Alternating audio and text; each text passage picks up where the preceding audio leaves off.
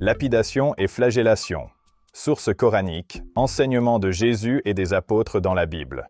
Ce document rassemble ce que disent, respectivement, le Coran, Jésus dans les Évangiles et les apôtres dans le reste du Nouveau Testament sur la lapidation et la flagellation.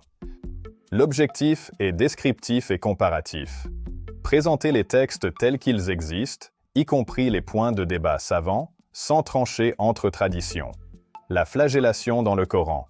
Le Coran prescrit explicitement la flagellation, jalada, dans 2 cas, tous deux dans la sourate An-Nur.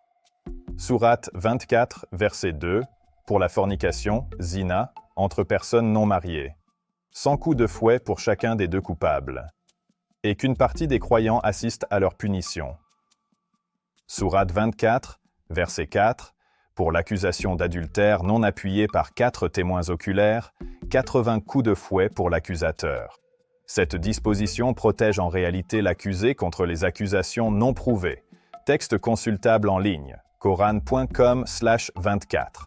La lapidation dans le Coran, un point souvent mal compris. Contrairement à une idée reçue, la lapidation pour adultère n'apparaît nulle part dans le texte coranique.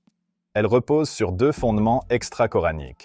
Les hadiths, le prophète aurait fait lapider des couples mariés convaincus d'adultère. Épisode rapporté notamment dans le Sahih Bukhari et le Sahih Muslim. La tradition du verset du Rajm, rapportée par le calife Umar ibn al-Khattab, selon laquelle un verset prescrivant la lapidation aurait existé, sans être inclus dans la compilation finale du Coran, le Mushaf, tout en restant, selon lui, juridiquement contraignant. Ce point est une source de débat théologique et juridique réel dans l'islam contemporain. Les 4 écoles juridiques sunnites majoritaires acceptent la lapidation via le hadith et le consensus, ijma, en la réservant à l'adultère de personnes mariées, par opposition au fouet, réservé aux non-mariés. Mais des courants réformistes contestent cette base car elle ne figure pas dans le texte révélé lui-même. Jésus et la lapidation dans la Bible.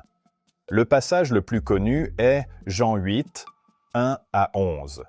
Les scribes et les pharisiens amènent à Jésus une femme surprise en adultère et lui rappellent la loi de Moïse.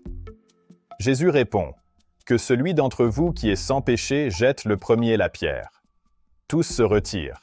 Et Jésus dit à la femme « Je ne te condamne pas non plus. Va et ne pêche plus. » Précision de fiabilité textuelle. Ce passage, appelé la péricope de la femme adultère, est absent des manuscrits grecs les plus anciens. La grande majorité des spécialistes considèrent qu'il s'agit d'un ajout ultérieur, même si son contenu est cohérent avec Jésus. Jésus ne prescrit jamais la lapidation. Il se situe dans un déplacement de la loi vers la miséricorde et l'introspection morale. Jésus et la flagellation. Jésus n'enseigne pas la flagellation comme punition à infliger.